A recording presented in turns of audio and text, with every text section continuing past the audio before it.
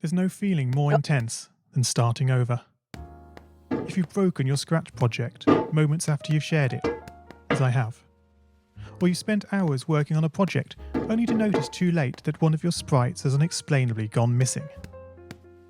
If you've made use of that difficult-to-name thing of thing block within the sensing category, amazingly useful but capable, due to a Scratch bug, of leaving you crying as it dumps all your scripts in one big unordered heap. If you've made real progress coding a game over the course of the week, only to come back the next day to discover you weren't even logged in, nothing has been saving. Starting over is harder than starting up. If you're not ready for that, like if you've already had a bad day at school, then what you're about to go through may be too much. Feel free to go away and come back. I'll be here. Alright, thanks for coming with me on this trip. I'll understand if you need to take a break at any point.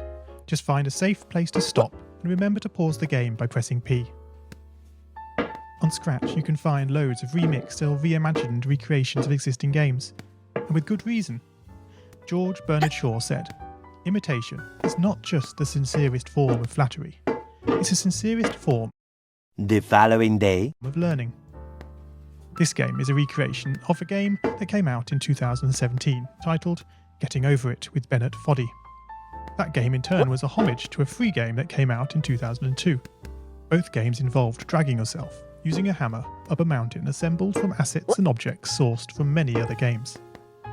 It seems appropriate then that, when trying to recreate Getting Over It in Scratch, that we should construct our mountain from the same assets used in literally millions of Scratch projects, the unmistakable contents of the Scratch costume library. Unlike Unity or Unreal, Scratch does not provide you with a built-in physics or 3D rendering engine. It has no state-of-the-art debugger, you can't even pause your scripts. We are forced to program old school, our experience capped at 30 frames per second on a 480 by 360 pixel stage. But these very restrictions force us to experiment, to think out of the box, to grow as developers as we become masters of all things Scratch.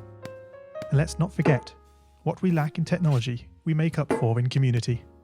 This fantastic bunch of budding software engineers, building, learning, creating, playing, remixing, as diverse a group of people as the very Scratch assets we now so skillfully attempt to ascend.